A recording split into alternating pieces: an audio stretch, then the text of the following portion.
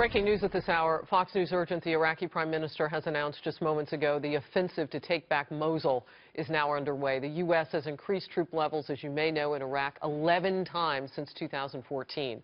The latest increase from President Obama, some 600 troops, came just weeks ago, and we're expected to play a direct role now, our troops, in advising Iraqi forces during this offensive. But as we've been reporting on the Fox Report, we have spilled much U.S. blood and treasure in Mosul during the 2003 invasion. This time, an estimated 30,000 troops will be needed. In addition to the Iraqi army, Kurdish Peshmerga forces, Iraqi special forces, Sunni tribal fighters, did you catch that? Shiite militia forces. So you've got those two tribal factions on the ground at the same time, and even some Turkish troops, all expected to play a role, in addition to, of course, those American advisors. We're told some 5,000 of our people are on the ground there.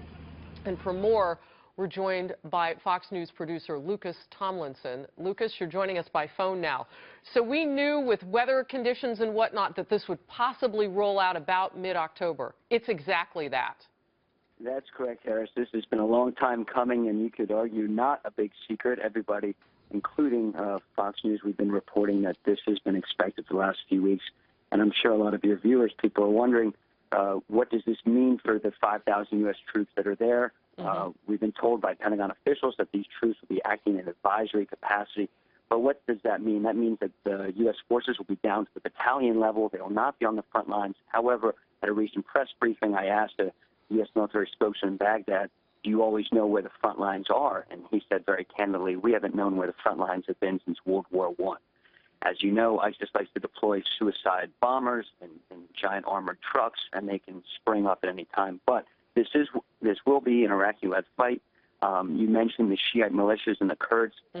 Sources tell me late last week that Prime Minister Abadi agreed to keep the Kurds and the Shiite militias outside of Mosul proper, and they've agreed to that. That's one of the reasons this took such a long time to get the political piece set. No doubt. Also, no doubt.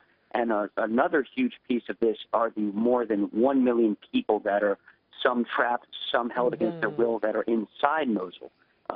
You know, Mosul is 4 to 5 times larger than any other city that Iraq has taken back from ISIS.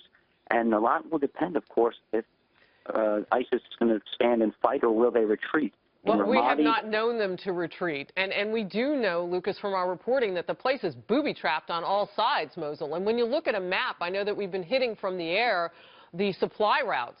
So really, I mean, there are not a lot of choices to go in and out of that for them. They're ready to fight. They've been getting ready for 2 years. A couple questions for you. It's my understanding we're still going to support them from the air in helicopters, and they can with full capacity, shoot our guys down. What are you learning about what we're doing? Well, you're right. Apache gunships from northern Iraq, from nearby Erbil, have been used against ISIS. To date, ISIS has not been known to fire shoulder-fired missiles, surface-to-air missiles. But you're right. These are lower, slower aircraft than, let's say, an F-16 or an F-15 jet or F-18 flying overhead. So that is a concern. U.S. forces will also be supporting with long-range artillery from a base about 40 miles south of Mosul called Kiara. U.S. military recently took over an air base there, which has been the big staging ground for those 600 troops that you said recently arrived in country. And but you know, the U.S. Special Forces are no doubt going to play a role. They're going to go as far as they can before they enter Mosul. And one thing about the booby traps that you mentioned at the recent briefing, we were told that ISIS has dug in moats, put in oil. They've dug big holes to burn tires. Tires, of course, if you remember from back in Somalia, you know, put black smoke in there, which can hamper the picture from the air. You know, our drones and our aircraft do rely on you know, visuals, and if there's black smoke, that could obscure things. In terms of whether if ISIS will stand or fight, that is a big question. In Fallujah, they cut and ran. They all jumped in trucks. They made for easy targets. Hundreds of vehicles, you remember, were destroyed in the air by coalition aircraft.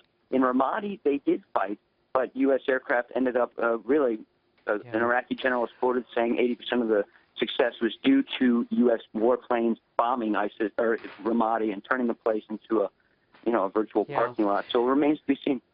So, Lucas, a couple things. You mentioned Somalia, and I know that when you talk about those Apache helicopters and what it would be like to go into that densely populated area, that is something that comes to mind. And then you've got all the people stuck in the city, a new, fresh round of refugees caught in the middle of this. Lucas, thank you very much. We're coming right back. Stay close.